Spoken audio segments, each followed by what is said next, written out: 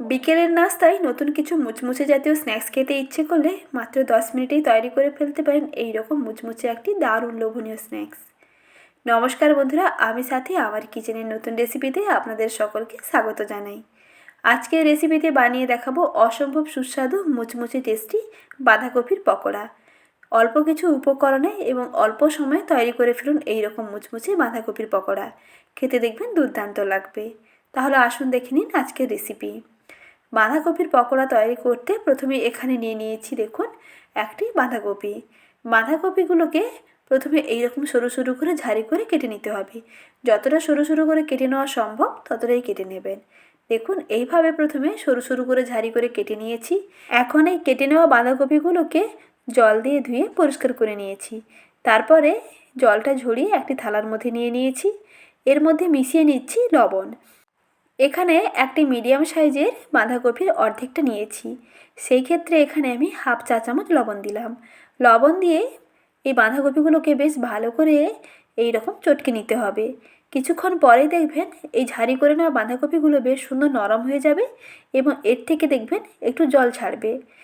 দেখুন অলরেডি কিন্তু জল ছাড়তে শুরু করছে। যত ভালো করে চটকে নেবেন পাতাগুলো বেশ সুন্দর নরম হয়ে মজে যাবে আর এর থেকে এক্সট্রা জল বেরিয়ে আসবে। এই জলটাকে দেখুন এইরকম চিপে চিপে বের করে নিয়ে তারপরে জল ঝরিয়ে নিয়ে সেই জল ঝরানো বাঁধাকপিগুলোকে একটা অন্য পাত্রে নিয়ে নিতে হবে। তাহলে পেঁয়াজিগুলো বা কিংবা পকোড়াগুলো দেখবেন বেশ মুচমুচে হবে আর ভাজার পরে কিন্তু নরম হয়ে যাবে না। বাঁধাকপির মধ্যে যদি জল থেকে থাকে তাহলে কিন্তু পেঁয়াজি ভাজার পরে বেশি নরম হয়ে যায়। তাই এইভাবে জলটা ঝরিয়ে নিয়ে একটি পাত্রে নিয়ে নিলাম আর এই যে অতিরিক্ত জলটা দেখুন এটা ফেলে দিচ্ছি। তারপরে এর মধ্যে মিশিয়ে নিচ্ছি বেসন। 3 টেবিল চামচ বেসন দিচ্ছি। এখানে আপনারা 1 চা চামচ মতো শুকনো চালের গুঁড়িও অ্যাড করতে পারেন, তাতে দেখবেন ভীষণ মুচমুচে হবে, অনেকক্ষণ পর্যন্ত মুচমুচে থাকবে। তারপরে এর সঙ্গে মিশিয়ে নিচ্ছি কুচনো পেঁয়াজ। আর পেঁয়াজগুলোকে এরকম লম্বা লম্বা করে কেটে নিয়েছি আর এর সঙ্গে মিশিয়ে নিচ্ছি কুচনো কাঁচা লঙ্কা আর দিচ্ছি ধনেপাতা কুচি।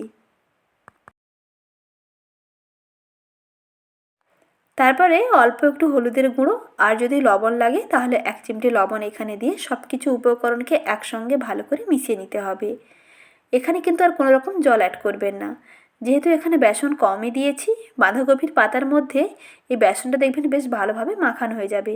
কিছুক্ষণ এইরকম বেশ দোলে দোলে মাখতে থাকবেন, দেখবেন বেশ সুন্দর চিটচিটে হয়ে একটা বাইন্ডিং তৈরি হয়ে যাবে। এইভাবে মেখে নিলে পেঁয়াজি কিংবা বাঁধাকপির এই পকোড়াগুলো দেখবেন ভীষণ মুচমুচে হবে। এখানে কিন্তু বন্ধুরা কোনো রকম জল অ্যাড করবেন না। একটি মিডিয়াম সাইজের অর্ধেক বাঁধাকপির ক্ষেত্রে 3 টেবিল চামচ বেসনই যথেষ্ট। তাহলে দেখবেন এইরকম বাইন্ডিংটা সুন্দর হবে। এখন হাতের মধ্যে এইরকম একটু অংশ নিয়ে একটু চ্যাপটা করে নিয়ে ডুবো তেলের মধ্যে ভেজে নিচ্ছি। আর তেল আগে থেকে গরম করতে বসিয়ে দিয়েছি। তেল মোটামুটি বেশ ভালোভাবে গরম হয়ে গেছে। গরম তেলের ওপরে একটি একটি পেঁয়াজি এইরকম ছেড়ে দিতে হবে।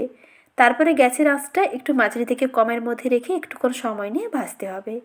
এক এক করে সমস্ত পেঁয়াজিগুলো তেলের উপরে দিয়ে দিলাম। তারপরে যখন একটা সাইড মোটামুটি একটু হয়ে যাবে তখন অপর সাইডটাকে এরকম উল্টে দিতে হবে। যেহেতু এগুলো বেশ পুরু আছে তার জন্য একটু সময় নিয়ে ভাজতে হবে, যাতে ভেতর থেকে বাঁধাকপিটা খুব সুন্দরভাবে ভাজা হয়ে যায়। তার জন্য গ্যাসের আঁচ মাঝারিতে রেখে একটুক্ষণ সময় নিয়ে ভেজে নিলেই দেখবেন বেশ মুচমুচে হবে। এগুলো যেমন মুচমুচে হয় তেমন টেস্টি হয়। এইভাবে একবার বানিয়ে দেখুন। একদিকের কালারটা দেখুন অলরেডি চেঞ্জ হয়ে গেছে। এই রকম যখন 2 দিকের কালারটা বেশ সুন্দর সোনালি রং ধরে যাবে তখন এগুলোকে তেল থেকে তুলে নিতে হবে। বাঁধাকপির এই পকোড়াগুলোকে তেল থেকে তুলে নিয়ে একটা কিচেন টিস্যুর উপরে রেখে দেবেন। এর যে অতিরিক্ত তেলটা দেখবেন তা বেশ ঝরে যাবে। তারপরে এগুলোকে একটি পাত্রে তুলে নিচ্ছি। এগুলো দেখতে যেমন সুন্দর হয় বন্ধুরা, খেতেও তেমন ভীষণ টেস্টি হয়। বিকেলের ঝাল নাস্তা খেতে ইচ্ছে করলে হাতে মাত্র 5 মিনিট সময় নিয়ে তৈরি করে ফেলতে পারেন এই রকম মুচমুচে বাঁধাকপির পকোড়া। এই পকোড়া একটি খেলে দেখবেন স্বাদ মুখে লেগে থাকবে। আর এই রকম মুচমুচে টেস্টি পকোড়া আপনি যাকে খাওয়াবেন সেই আপনার কাছে বারবার রিকোয়েস্ট করতেই থাকবে, কারণ এগুলো খেতে এতটাই দুর্দান্ত হয়। তাহলে আর দেরি না করে মাত্র 5 মিনিটেই তৈরি করে ফেলুন এই রকম মুচমুচে ইউনিক স্বাদের বাঁধাকপির পকোড়া। আর আজকের এই সহজ এবং লোভনীয় মুচমুচে রেসিপিটি ভালো লেগে থাকলে ভিডিওটিতে প্লিজ একটি লাইক করবেন। সঙ্গে চ্যানেলের নতুন দর্শক বন্ধু হয়ে থাকলে চ্যানেলটিকে সাবস্ক্রাইব করে নেওয়ার অনুরোধ থাকলো। আর এইরকম নতুন নতুন রেসিপি পেতে বেল আইকনটি প্রেস করে রাখুন। আজ এই পর্যন্ত, আবারও শীঘ্রই হাজির হচ্ছি নতুন রেসিপি নিয়ে। রেসিপি দেখার জন্য অসংখ্য ধন্যবাদ।